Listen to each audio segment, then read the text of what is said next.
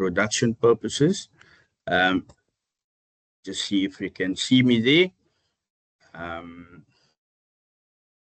Wonderful. Okay. First of all, thank you for this opportunity to join this initiative as introduced by our chairperson there. My name is Mark Rogers, and I'm from a beautiful organization called SARS, South African Revenue Services. I'm currently based in the Gqeberha office as a tax educator. So part of my mandate is obviously to make sure that we educate the general public out there, especially when it comes to compliance regarding SARS. So I've prepared a small presentation that I will just flight in a moment. It's quite a lengthy one, but I'll try to break it down. Seeing time constraint, I only have half an hour to cover that. If you allow me, I can talk the entire day. But enough about that. Like I said, a little background as to where we're from. This department was established about just more than 10 years ago. We saw the need that we need to create a platform where we can educate the general public. And I'm strong in the belief that everybody wants to be compliant, but a lot of times they don't know how to do that. And that's where we came in, because if you look at our compliance model that we have at SARS, which has got 3 tiers there, and one of them being a service that SARS needs to obviously provide to the government and the general public. And hand in hand with that is also the education part of things. And unfortunately, we're still non-compliant, then the enforcement part will kick in. And that is what we try to prevent. So without any further ado, allow me just to get the presentation up for you. It is a very basic presentation, but like you said, the chairperson already mentioned that we will be having an interactive session here, and please feel free to ask questions, and I will try to answer as far as I can. If I cannot provide answers, I'll make sure that you do get that at the end of the day. So I'll be switching off my camera now, and then I'll just flight the presentation that I've just prepared. If you can allow me for a moment there quickly.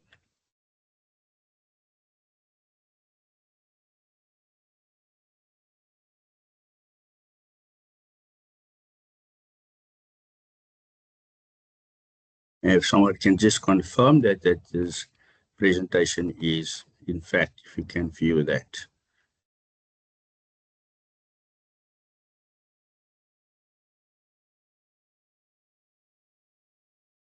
Can I just get a confirmation? Yes, we can see it. Okay, well, beautiful. Thank you so much. Okay, so before I start, like I said, the few first slides is just talking about more SARS and what our vision is. On the slide shows Vision 2024, but we got it in 26, and nothing has really changed on this, so we haven't updated the screen yet. But for the purpose of this presentation, it's just for information and make it easy to understand as to what your obligation and what the legislation around SARS and what is expected from a small business side. Our vision is simple. We want to build a smart modern SARS with unquestionable integrity, which is trusted and admired by the government. And for the focus of this presentation, we will look at a few of these highlighted points. So it's very important that with the vision that we have, we want to make things easy, obviously, and simple to comply. Hence, what I'm saying there is that you'll find that SARS will always modernize their systems, trying to make it seamless. And we also move with technology that is available to us, and then obviously make it much easier for taxpayers there. We also want to create awareness and clarity and certainty as to understand what is your obligation. And then if you're still not compliant, obviously make it hard for those who don't want to comply. So that is simple, our vision that we currently have. Just a small point of discussion that I'll be covering here. We were looking at our obligations. And then I'll touch a bit on some of the incentives that's available to small businesses out there. And then we also look at the turnover tax. I'll touch a bit on that one as well, because we found that this is available to the taxpayers out there, which they don't utilize. So I'll touch a bit on that. And then I'll look at the compliance issue around your tax clearance and so forth. And then I'll touch a bit on our digital platforms as well that is available for the public out there. Okay, so I'm going to start with, like I said, some of you might know this information, but please allow me to just go through it again, just as form to just reiterate what your compliance or your obligations would be. So if you start a company, if it's a PTY or back in the day used to call it a CC, you would need to register with CIPC. You also can register as a sole proprietor or a trust, but for this presentation, I'll focus more on the PTYs or the companies for that purposes. So you start with registering with CIPC. Then CIPC will automatically register you with SARS. So you don't need to come to SARS and register your company with SARS. So that process is automatic. So we've interlinked with CIPC. So the information gets sent through to us. But it's also important, once the registration has been completed, that either the directors or they need to update the information, because we find that the information that normally gets from CIPC sometimes can be outdated. So that is crucial that you need to have that, and especially for communication purposes, that you have to have the necessary contact details updated with SARS. Then we're looking at the declaration. So the question always been asked and say, when do I need to declare my income to SARS? So with that, you need to declare once a year, which is on an ITR 14, and that's a form that is normally used. And that is always due 12 months after the company's financial year end. For example, if I want to make an example of that, if SARS refer to the 2025 tax year, it normally starts with the previous year and it ends in that specific year. So if you have a February year end and they refer to the 2025 tax year, it normally starts on the 1st of March 24, and then it will end on February 25. So that's your 25 tax year. Then you have 12 months after your financial year end to declare that income to SARS.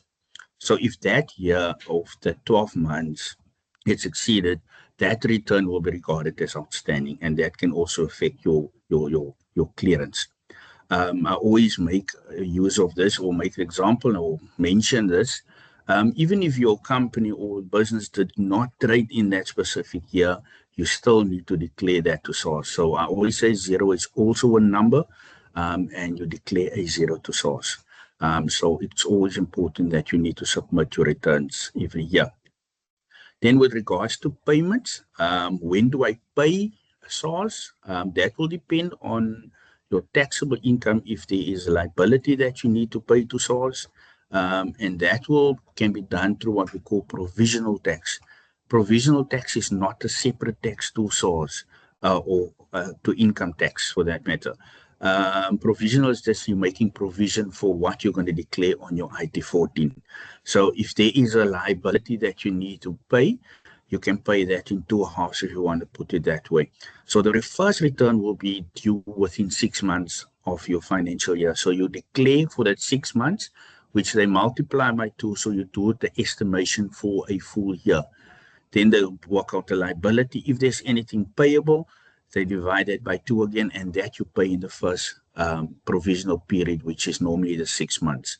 Come the second period return, which is now on the 12 months of your financial year end, then you declare the actual figures that you've actually made within that year or that specific tax year. And then if there's a liability, then you have to pay the balance of whatever the liability would be for that. So you already paid the first half. If it is that you have more or exceeded what you've actually projected, obviously the liability will be a bit higher, and then you can pay the difference in on that. There is also another 6 months that they allow you to do what we call top-up payment. If you find that at the year of February year in that you didn't have all the information, you find afterwards that you there's some stuff that you income that you need to declare, additional income, then you're allowed to have additional payment. So that we refer as the final payment or the third payment. So when you're declaring your IT14, you already made provision for the payment of what you're going to declare on your IT14. So you are being taxed on your profits, or we call it taxable income. If you have a loss as well, and I always urge people to do that, if you're running a loss, you also have to declare the loss as well, because what we call assessed loss, so that will be carried forward till the following tax year. So if you have a loss, please declare that to SARS as well, so that SARS can have records of your losses that you incur. So once you declare a profit, they will set off those losses first before they actually can tax you on that one. So just look, take note of that. Then the last point on this slide here, I'm just going to look at the deregistration as well. If you decide one day that you want to close the company, it is important that you need to inform CIPC first, and they will do the deregistration on their side and inform SARS about that. But the important part about that one there, just to note, is that before you apply for deregistration, you need to make sure that this company is compliant and everything is up to date with regards to your obligations there. I'm roughly going to touch on how pay-as-you-earn, when to register for pay-as-you-earn. Pay-as-you-earn is normally registered when you have employees, including the directors as well. You need to register for pay-as-you-earn only when you have employees that is liable to pay tax. And that needs to happen within 21 working days. Or 21 days from becoming an employer. So it's not everybody that will be registered for pay-as-you-earn. Like I said, if you have employees that currently we're looking at your annual threshold is 95,750. So if you divide that by 12, you're looking at 7,979 Rand. So if you have someone that's earning more than that, then you need to start registering your company for pay-as-you-earn, and obviously deduct that tax from that employees and pay it over to SARS on every 7th of every month. So by the 7th of a specific month, you need to pay the amount over to SARS, and you obviously have to declare that as well. And the form that you're going to do the declaration on would be then the EMP 201 once you've registered for pay-as-you-earn. Yeah, so twice a year, you will then also be required to do reconciliations of that. So that's a biannual reconciliation. So your tax year normally for pay-as-you-earn or for individuals is normally from March till February. So with your biannual reconciliation, you just have to do the recon, but you don't have to issue any IRP files to your employees. It's only with your final reconciliation, which is due at the end of May of that. So your biannual, it's normally the first 6 months, which is till August, but you have time to October to submit your recon, and the same with your final, which is the year end is February, but you have till May to submit that information to SARS. And that's where you do the reconciliation, where you basically declare what you've paid over to SARS versus to what you declared, and obviously your certificates must also be then balancing at the end of the day with that regard there. The same applies for deregistration. You can do that through our website. Right. Then I'm going to touch a bit on our value-added tax. And this is one that we really need to reiterate on this one. With the registration, there's two categories for VAT. For that, there's a voluntary registration, which is if your taxable supplies is more than 50,000, then you have the option to register for voluntary registration. There's a compulsory registration as well when you have 1 million taxable supplies. So I'm going to say this with the 1 million, and our traders or small business just need to really be aware of this 1 million threshold. And we find that now SARS has brought in what we call forceful registrations as well, where they find if a company has exceeded the 1 million threshold. But before I start, let me rather say this. Taxable supplies is when you have taxable supplies within your business on or services that you render, but you also have exempt supplies. Exempt supplies might be transportation of passengers, your schools, etc. So there's exempt supplies as well. So when when you in that type of trade, so then the 1 million does not apply to you.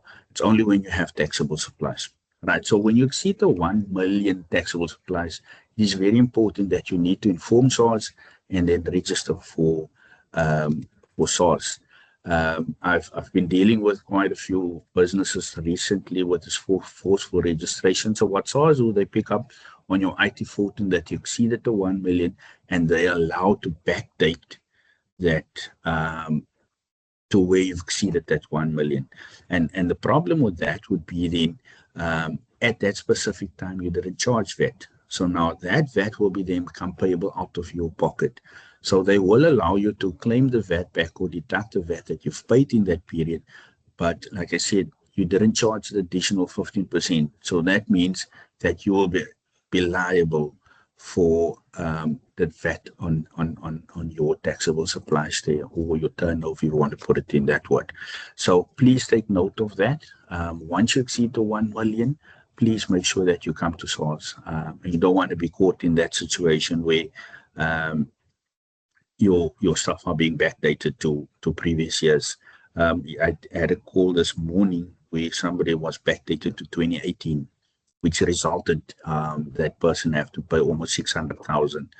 And you can imagine what type of stress that person might be going through. So they exceeded in 2018, if I'm not mistaken, the 1 million mark. And SARS is actually going to that route where they can forcefully register you. Lease.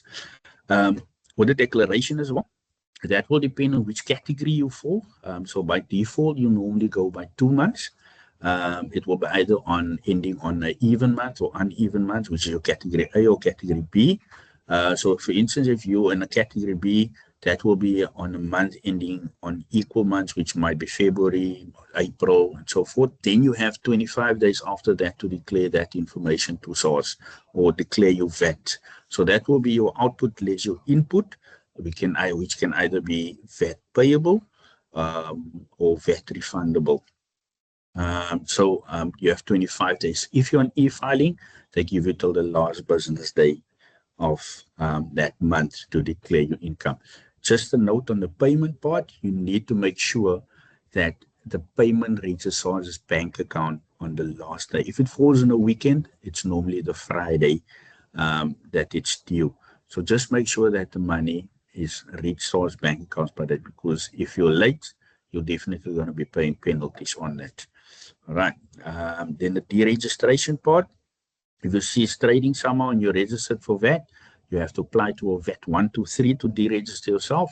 But what I need to explain on that part is that there will be an audit conducted before they deregister, because they need to look and see if there's anything left within the business that VAT has been claimed upon. Because remember, VAT is always, I make a plain example, put it in layman's terms, it's always a give and take. So if you claim VAT on something and when you sell that again, you have to pay back this VAT to SARS. So to make an example, if you buy a vehicle for X amount and you claim the VAT on that vehicle, say for instance for 200,000, when you sell that vehicle again, on the market value of that vehicle, you need to pay the VAT back to SARS again. So it's always a give and take situation. I always say VAT is never your money. It's money that you would charge additional on behalf of the government you're collecting, and because you're a VAT vendor, SARS allow you to claim the VAT back that you are paying for. So that will always be your output less your input, which can either be VAT payable or VAT refundable. Okay. Before I start with the small business incentives, and I think I need to put this on, and it's quite important, and this is a lot of, and this is based on information or experience that we pick up within our operations. A lot of taxpayers do struggle out there, especially with companies, when they do the registration part, or they want to declare, or they want to apply for tax numbers, or not tax numbers, for tax products, for instance. The very important thing that you need, once you've registered a business with CIPC, the information will get sent to SARS. And out of this entire presentation, and I think this is the most important thing that you need to take away from this, in order for you to do any engagement with SARS, you need to update what we call a registered representative or appoint a registered representative for that company. The registered representative is the only person that SARS will communicate with. If you're the only director, that will automatically make you the representative of that company, but you have to inform SARS about that. So you have to update SARS who the representative for that company would be. And why it's important there, because without the representative, you won't be able to do apply for tax clearances. You won't be able to add your company on e-filing. You won't be able to apply for tax clearances.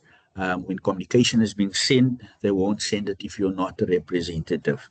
So those are the things that you need to take consideration. Like I said, it's very important that you have to update the registered representative of a company. If you're more than one director, you have to appoint a director and give a resolution to SARS to say that we appoint Mr. ABC, and then all the directors need to sign that. So that will be the person that will be communicating with SARS, and SARS will be dealing with that individual.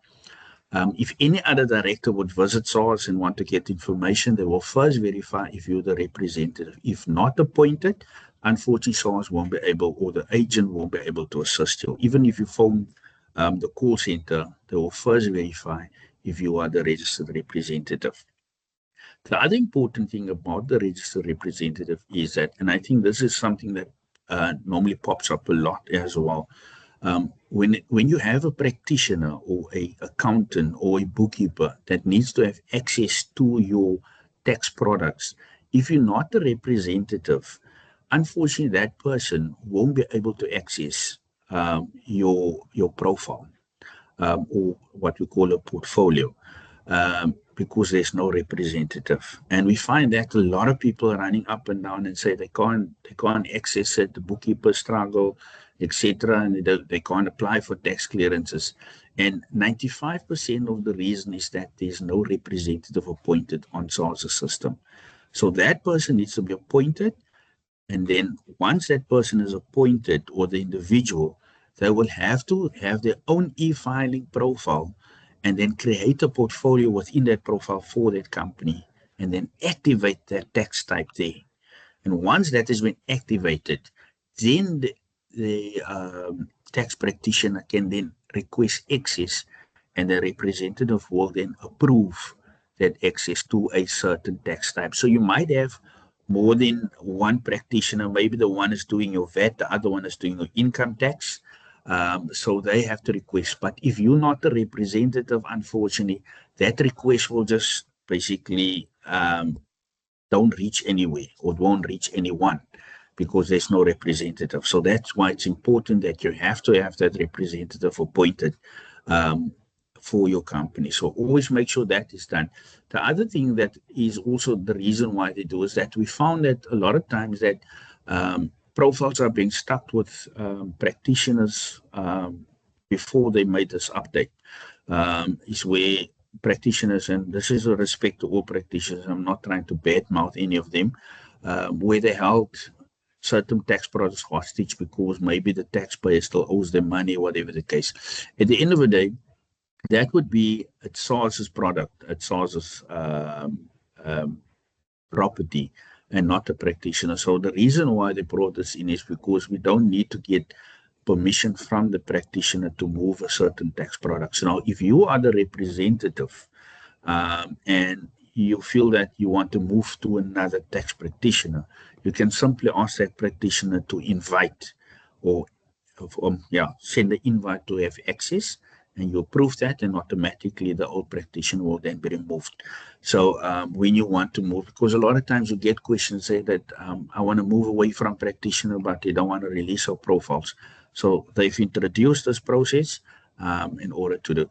Another thing why they also did that is because we found, and I'm just talking about or sharing with you what we experience in the field, is that a lot of schemes and fraud happen in the background without the taxpayer being aware of that. So you find that, make example, that the practitioner, not even practitioners, but people have access, they will apply for VAT without the taxpayer knowing about it and commit fraud on your behalf. So now what needs to happen is that once the practitioner wants to apply on your behalf, a request will be sent to you with a unique code that you have to actually insert, uh, logging onto e-filing. And once you've inserted that code, then the practitioner will have access to apply for a VAT number or a pay-as-you-earn number, right? So that the taxpayer or the representative is always aware what is happening on your profile. So they've recently introduced that part, just for security purposes there as well. Right. So I just want, before we move, like I said, my time is limited there. But just to make 100% sure that you must make sure that your representative is updated there.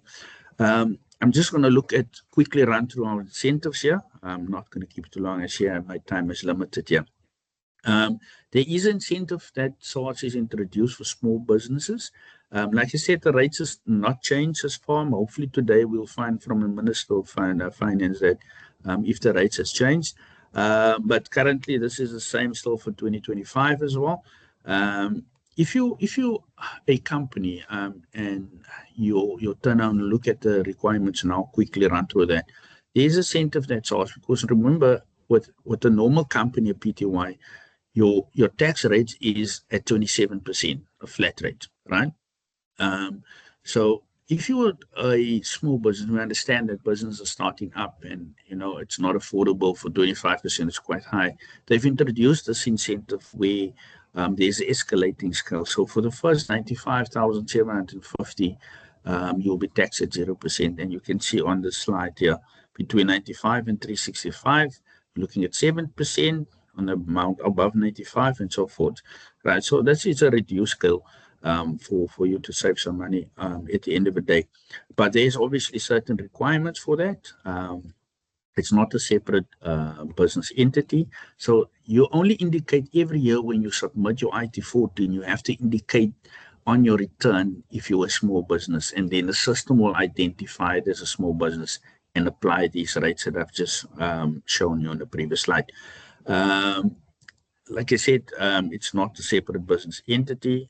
You don't have to apply for it, but simply just indicate. So they will ask you the questions on your return. If you're a small business, you will say yes, and it will ask you the certain requirements. They say not more than 20% of your revenue may consist of investment income. And the other one is that not more than 20% of your income must be rendering from a personal service. So those are the requirements. It's not applicable to sole proprietors and partnerships and trusts. It's only for co-ops and private companies. The shareholding must be held by natural persons, which is for the entire year. So you can't have another CC having like a venture or a partnership with you there. It's just for normal natural person that needs to be directors there or the shareholders. They say shareholders to have no interest in other companies as well. That's including dormant shelf or non-trading companies. So if you have a non-trading company, I'll deregister that company. I'm saying the non-trading one, so that you don't have to have that. All right. So that excludes listed companies and companies exempt from payment of income tax, which is your NPOs, or we refer to as PBOs there. Then the big one, let's say your gross income must not exceed 20 million, right? So then you can qualify for that incentive there. Just to look at investment income, that comes from dividends, rental from movable property, and interest. So they said not more than 20% of your revenue must consist of investment income. So those are the ones that you're looking at. Personal service, it's service rendered through a CC, it's service performed by the member shareholder. So I'm going to give you a list of a personal service here. So they said not more than 20% of your revenue must consist of personal. But the question would then be, what if I'm an accountant? Do I not qualify if I'm an engineer or law, that type of thing? So the rule said you can qualify for that, but there's more qualification for personal service or requirements. They said that, I'm just going to move to this one. They say if you're a personal service company, you must at least employ 3 more permanent staff, which is not related to you. Then you can qualify if you're a personal service, right? That's a 20% rule there. And they said that the employee should be permanent and cannot be connected to the member. Just connect the person. I'm just going to run through this to the 3rd tier, or the 3rd degree, which is now your children and grandchildren and so forth. So you have to have 3 people employed at your business if you want to qualify. Some of the incentive of the benefits there, it's got the escalated accelerated rate of allowance, which is normally over 5 years, some of the assets. But for the first year, you can write off 50%, second year 30%, and the last third year. So there, it's accelerated write-off there. Right. So that is basically for to qualify for that SPS or the small business incentive there. All right. Okay, just one on turnover tax. I'm not going to run through. There is on our website available. There's a test that you can do. I don't think a lot of people know about it, or they know about it, but they don't actually apply for that. So they say turnover tax is a single tax system which you apply for at the beginning of a tax year, and if you don't exceed 1 million rand, right? So if you haven't made a 1 million rand turnover yet, you can apply for turnover tax. But like I said, there is a test that you can do on our website if you're interested in going this way. I'm just going to go through this because due to time, I'm not really going to go into detail. I just want to put your emphasis on this one. These are the rates for your turnover tax. So for the first, and remember, a turnover tax, they're only looking at your turnover. So no expenses, nothing. They're not interested, or SARS is not interested in your expenses, but you obviously have to keep proper records, but you only declare your turnover, right? So it's not going to be your taxable income or your profit based on your profit, right? So if you're on turnover tax, if your turnover is between 0 and 335,000, you don't pay anything. It's a 0%. And between 335 and 500,000, only pay 1%, which is quite a nice thing. If between 500 and 750, you're looking at 1,650 plus 2%, which is quite low. And then the 750 and above, obviously to 1 million, look, 6,650 plus 3%. I've made a comparison here quickly based on the income here. If you have sales of 600,000, expenses 180, you're looking at a profit of 420. If you're a sole proprietor, your tax on that would be roughly 75,472. If you're a normal company at 27%, your tax would be at 113,400. If you apply for the SBC, which is small business corporation there, the one that I've just mentioned before, your income looks at, or the tax you're payable is about 30,293. If you're on turnover tax, you only pay 3,650. So you can see the difference between the two. So we always promote turnover tax, say that it's a lesser rate. If you compare between 3,650 or you'll rather pay 113,000 or 30,000. So if you want to do turnover tax, I mean, it's less admin burden. You just declare your income. You don't have to keep your expenses, that type of thing. Like I said, it's less of an admin burden as well for you. So you can simply submit your bank statements if everything is run through your bank statements then. Right? So that is what turnover tax is. So please look at it. Go on our website, have a look at it and see if it's actually going to. But the only thing, if you decide to go on turnover tax at the beginning of the year, you have to remain on that tax system for that entire year.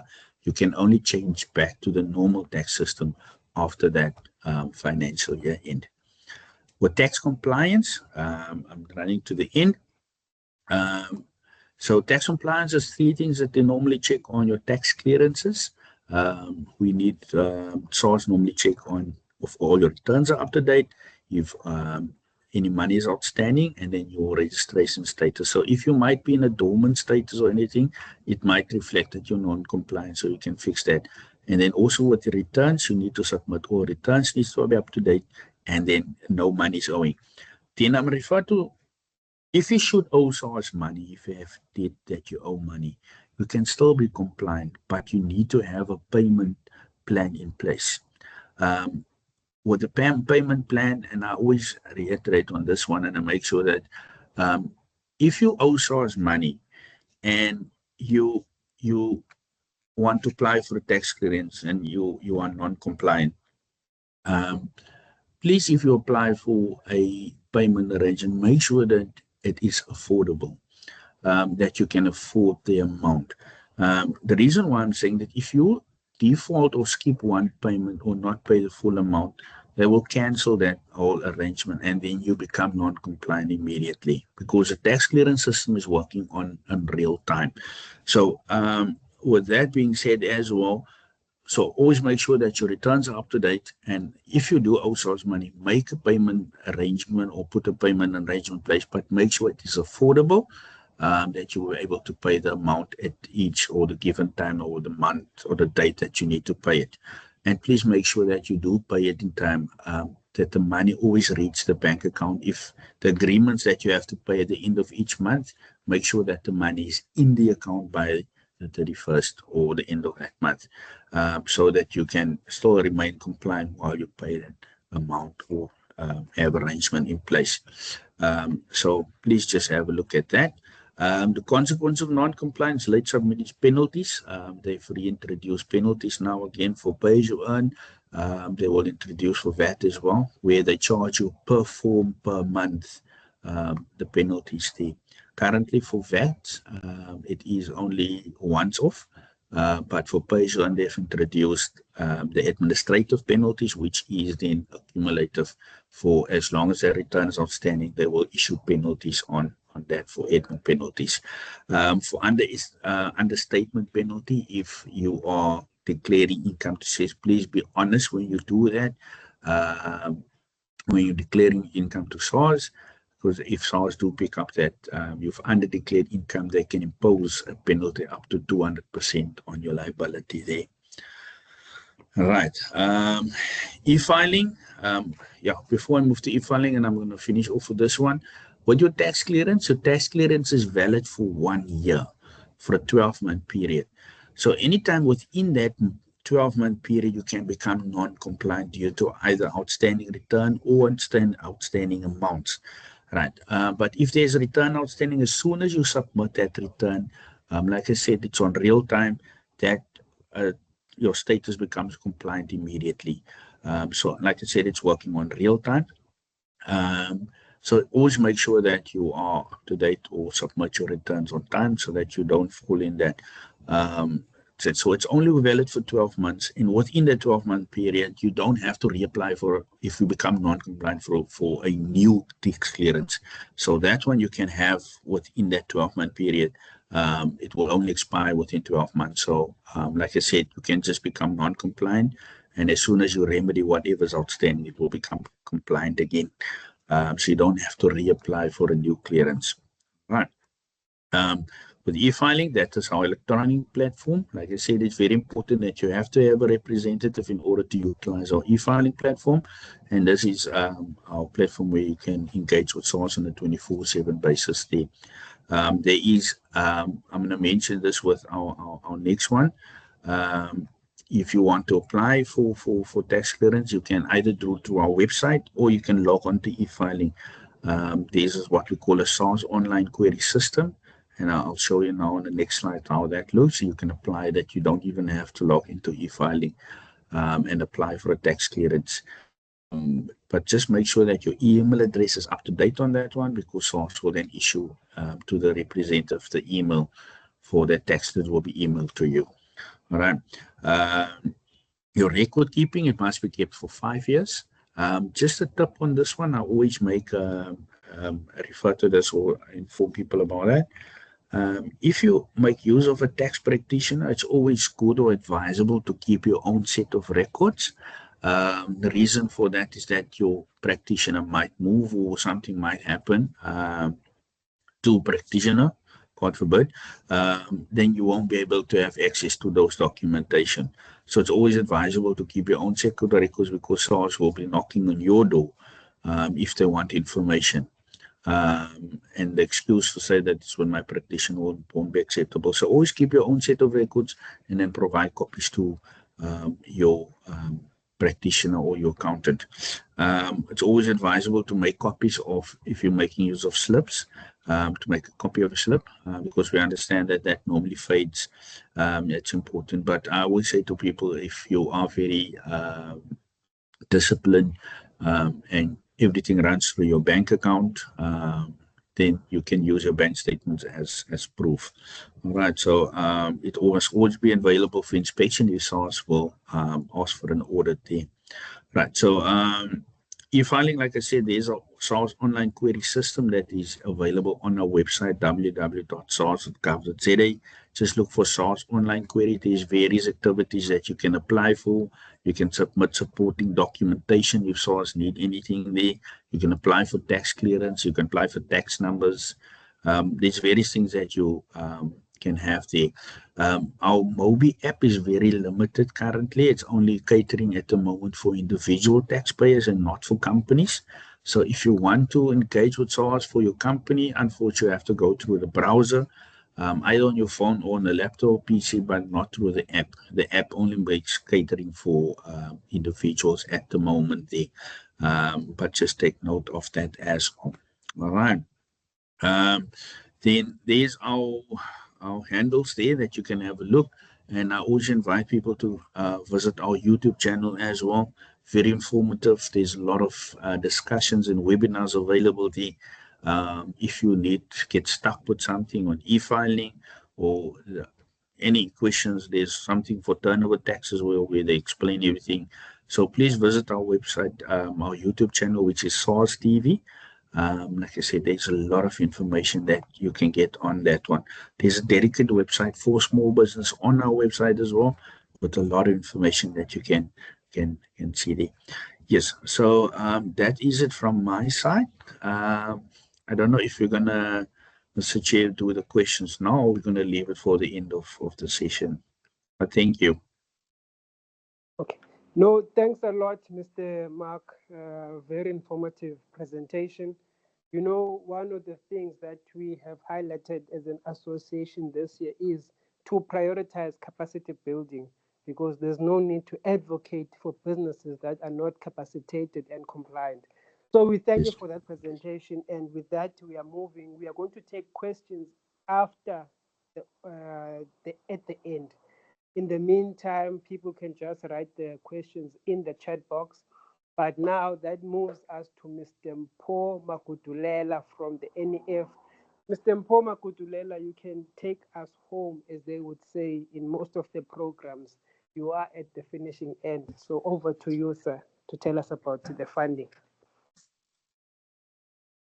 Thank you very much, Chair. Like the Chair has mentioned, my name is Mpho Makudulela from the National Empowerment Fund. I'm a product advisor there.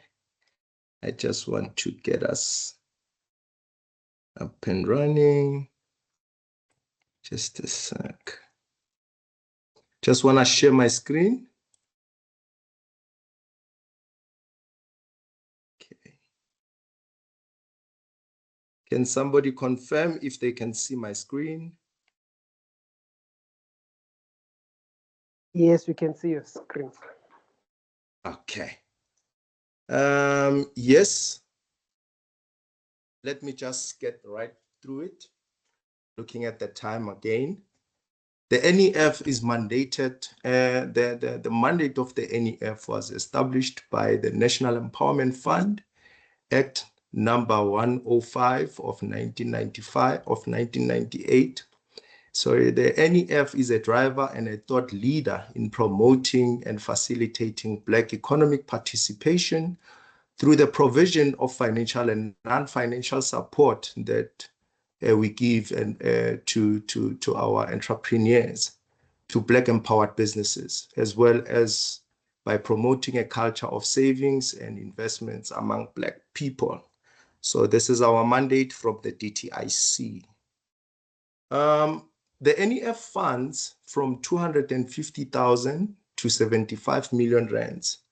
If you are an upcoming entrepreneur and you're looking for less than 250,000, we normally refer those upcoming entrepreneurs to the likes of SAYTA, which they fund from 50,000 and up to 15 million. If you need more than 75 million rands, we normally refer people to our big sister, which is IDC, Industrial Development Corporation, where they fund from R1 million to billions of rands. We fund startup businesses. We fund expansions of businesses. We've got quite a number of products, but I will get to. Let me start with the startup business. Startup business, it's when you're starting a business, you are new in the industry or in the sector that you want to embark on, and you want to start you're seeking for funding. Most of the time, not that I'm bad mouthing the banks. Most of the time, when Black people go to the banks, they would need collateral, see assets, and all of that. And that's why the National Empowerment Fund is here, to be able to assist you regardless. And then we fund, like I said, startup businesses. You're starting from scratch. You've got this good idea, or you've got a contract with your potential client, or you want to embark in that field. So the first thing that we need you to do as the National Empowerment Fund is you need to have a registered entity, because we don't fund individuals with their ID numbers. You need to register an entity with the CIPC and have a tax clearance for your business. And then another thing that we need you to have, it's a business plan, so that we understand what are we funding, where are you going, where are you, all of those things that entails within the business plan. We need to understand what are we funding. And so you need to have a bankable business plan, where we have a business plan toolkit that is online. Currently, we're still working on it. Whereby you register there, and then as it asks you questions, and as you answer those questions, it will populate a business plan for you. And then if maybe you're struggling with that, you can always go to the likes of SAYTA, where they can assist you in populating a business plan. And then another thing that we need you to engage with your potential client first. And say, I'm qualified, for whatever the nature of the business you want to embark on, and sit down with them and sell yourself, to your potential client until you crack maybe a deal whereby they give you a letter of intent, or a contract or a pre-contract, because we need to see that. We need to see if the contract is viable, is commercial viable, and it justifies your financial projections as well. Because remember, we're funding in a term of a business loan. It's not a grant. It's a business loan that needs to be repaid back, with an interest. Our interest rate that we charge, it's around prime. It can get up to -3 from prime. It can even get up to +3 from prime. That is considering the risk factor of the business and meeting our criteria as well, which I will get to. And so those are the things that we look at, quotations of anything that you need, so that we can see how much is it and does it balance. You can't have a quotation whereby you need something that is 2 million rands, and only to find out your contract, it's probably at a worth of 1 million rands or 900,000, So those things, we look at those things. It should make a good business plan, a good business case. And then the most thing that we look at, it's the commercial viability of the business when it comes to that contract. Will the contract itself that you've obtained be able to service the loan and sustain the business at the same time? If your contract, the value of your contract, it's maybe 2 million rands, and you only need 1 million rands, to service that contract, then we can see that most definitely you will be able to service the loan, and then you get your profit or your gains. So those are the things that we look at when you are a startup, in a business case that we look at. Like I said before, we're funding in a term of a business loan, so we need those returns so that we can be able to fund others. Our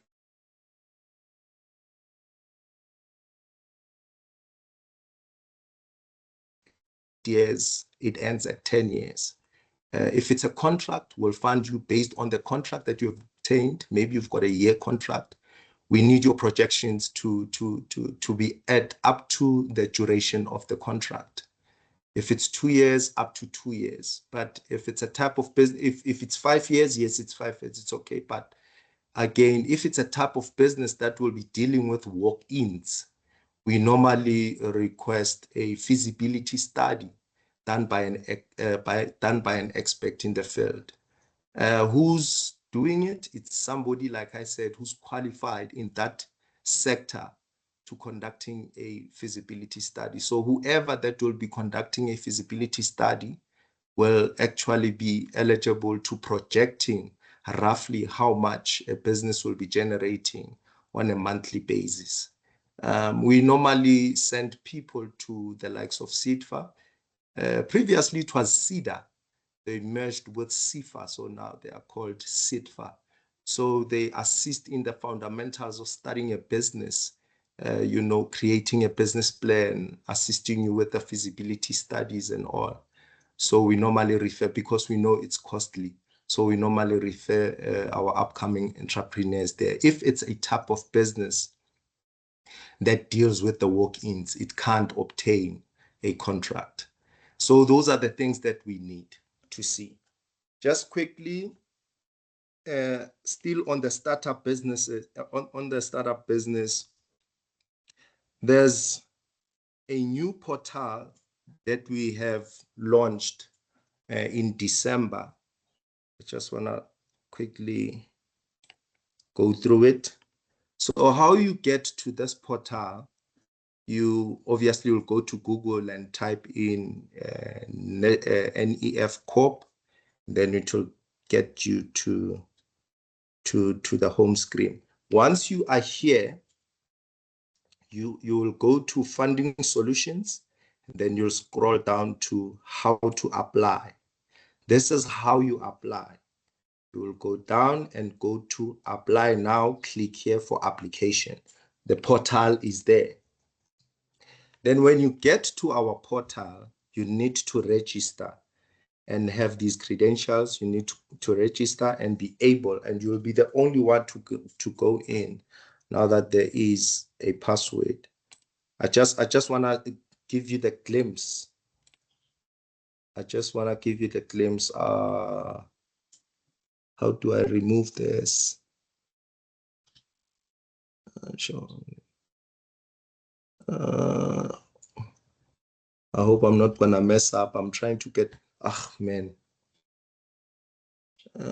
Okay. Oh yeah. And then you go to continue. Once you are in, it's got steps. The steps are up to 8. So what it does is it will ask you questions.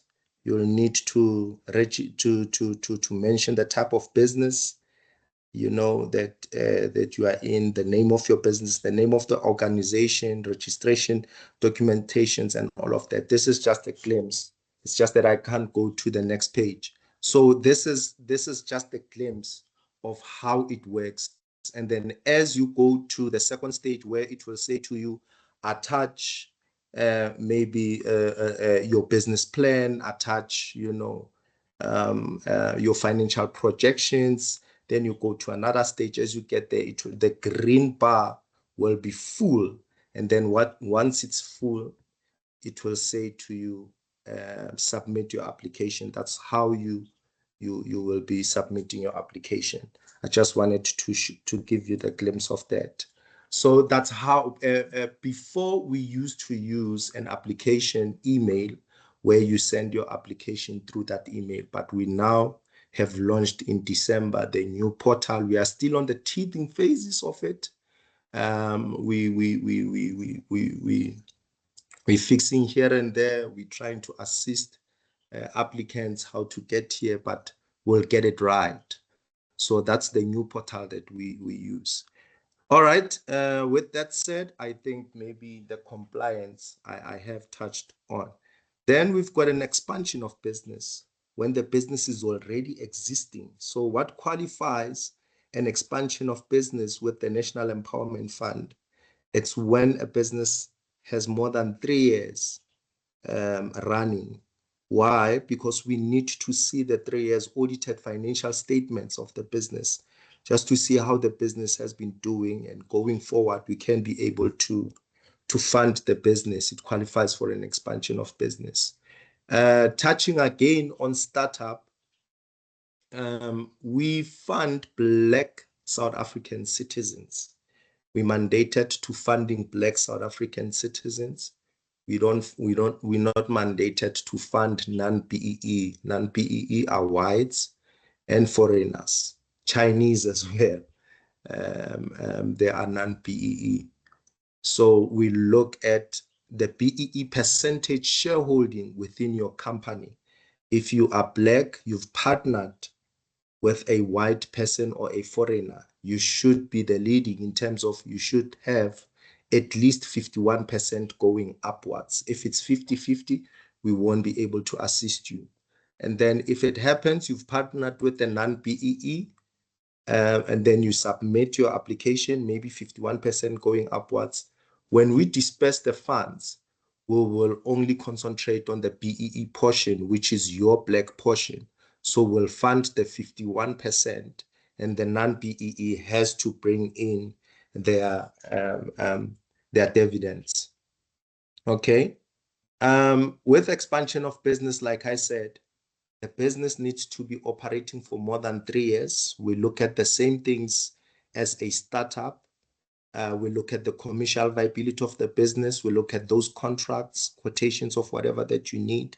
In whatever case of your business you need an expansion on, then we look at that. The most important criteria, like I said, it's the commercial viability of the business. The business should display that it can be able to service the loan and sustain the business at the same time. Let's go to equity acquisition. The NEF, if it happens that there is a business that they're selling, maybe in the field that you want to embark on, or maybe you were working there, they're selling shares, the minimum percentage of shares that we can buy for you, it's 25.1 going to 100%. So if there's any business that you want to acquire, we'll fund you. And remember, we won't be funding you as an individual. You need to register an entity, have a tax clearance, and then we'll be funding that business. Even if you register your business yesterday and you're looking for funding today, we'll still fund you, because remember, we're funding startup businesses, so it's not a problem. We've got other products, rural and community development, where we even touch on agriculture. But in agriculture, we do agro-processing. These are some of the products that we have. Franchising as well. Upon approval of your application with the franchisor, you need to start with the franchisor first. Upon approval from their side, that's when you can approach the NEF. Then we can fund you for franchising. We've got procurement, which I've just spoken about, where you've been awarded with a contract. It doesn't matter what contract is it. If it's trucking, we can do trucking. If it's any type of contract that you can think of, service, manufacturing, toiletries, whatever type of procurement that you would have obtained, we can be able to assist you. But remember, you need to be the main contractor. We are not mandated to funding subcontracts. We only mandated to fund main contractors. Entrepreneurship, I've touched with, which has to do with startup, expansion of business, and acquisition finance that I've touched on. We've got a criteria that we look at, minimum percentage of Black ownership, like I said, or interest, it should be 51% going upwards. We look at Black women empowerment. If it happens, you are a woman, your business is 100% woman owned, Flourishing Town, we've got, women working there, and you stand a chance to qualifying for our Women Empowerment Fund, which is an incentive, really, that we provide you upon approval of your application, regardless of the nature of the business. For the first 6 months, you will bear no interest, and then from there up to the tenure of your repayment plan, it will be 1.5%. Those are incentives for women empowerment, Black managerial and operational involvement. When you apply with the NEF, upon approval of your application, you need to resign if you are working 8 to 5.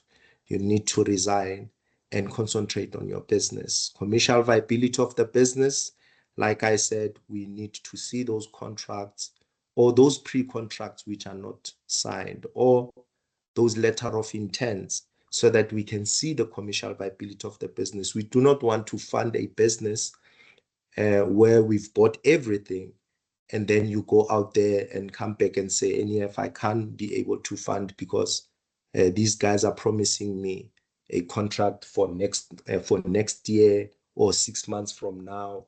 You know, remember, we need to generate these funds so that we can be able to fund others. That's why we say, show us the contract. Let's see the commercial viability of the contract. Let's see if the contract is viable, it can be done, and then we will fund you based on it, knowing that when will you start giving the returns and so forth. So that's very important with us. Job creation, we look at job creation of the business.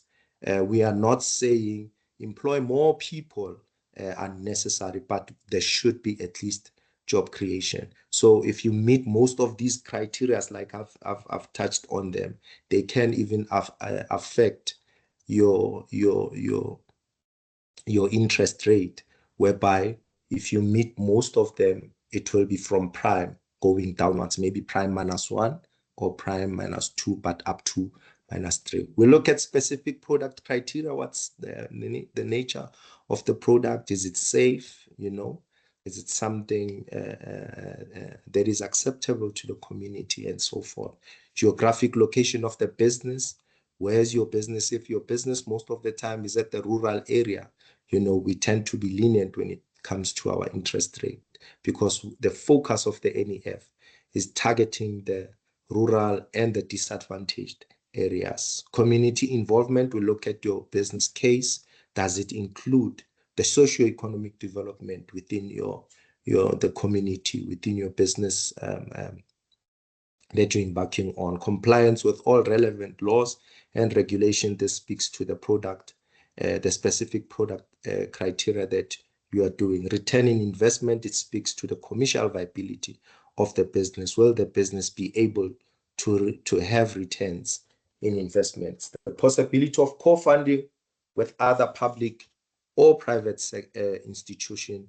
If it happens, you looked for funding from the likes of FNB, Nedbank, or whoever private banks, don't be shy to come to the NEF. We do co-fund with other funders. It's not a problem.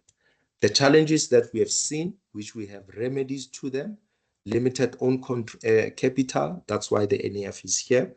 And mind you, if you are blacklisted, we will need an arrangement letter. We can be able to fund you. We always advise if the entrepreneur can put in a collateral of 10 to 20%, but it's not a deal breaker. It will be on the discretion of the board whether they proceed with the application or not. And then access to affordable capital. That's why the NEF is here. We remedy that by providing you with the funding. Limited management skills, including financial, marketing, and technical expertise. We've seen that a lot of entrepreneurs, they lack in those skills. That's why we've got a business, we've got an entrepreneurial training that we provide. It takes 6 to 8 weeks attending. We normally need at least minimum of 100 people. And then you register. How you register? You dial in to the National Empowerment Fund, or you can send me an email. I'll leave my email address. and then I will register you. So how it goes in all 9 provinces. It will start maybe in Gauteng. I think currently it's in Gauteng. Yeah, but it goes to all 9 provinces, giving it's a non-financial support that we provide, making sure that the entrepreneurs can be able to have these skills. Lack of accurate and reliable financial information, it speaks to the limited management skills. Poor quality of business plan. We've got a business plan, like I said, online, which we are still busy with, where it can assist you with that. We've got a remedy for that. Lower bargaining power and strong competition from established businesses with entrenched market dominance. We've seen that a lot of businesses can't get to that level. So that's why we provide funding and pushing entrepreneurs to get to competing with the big guns out there. Inadequate access to affordable capital. It speaks to the limited own capital, lack of access to local and international markets. We try as much as we can to get you to those levels. These are our non-financial support that we provide. We've got mentorship, which we provide upon approval of your application. Then we can decide with you if you need mentorship or not, but you do not apply for mentorship prior. We do it upon approval of your application. And then incubation, we've got incubation centers that we work with. I'll get to that stage. If you need incubation, you just have to register like the entrepreneurial training. And then once we get a certain number of people, then we can take you to the relevant incubation center that you need. Business plan toolkit, I've spoken about. The entrepreneurial training, I've spoken about. These are the incubation centers that we can take you to, that we've got partnership with. This is minimum. Shanduga Black Umbrellas, Fentech, Riversense Incubation Hubs, all of these provided by the National Empowerment Fund, and you don't have to pay. It's our non-financial support that we give you. The business plan, I have mentioned the steps how to get there. You register, like I said, and then as it asks you questions, as you answer those questions, once you've signed in, it will populate a bankable business plan for you. Entrepreneurship, I have spoken about, and then these are our offices in all 9 provinces.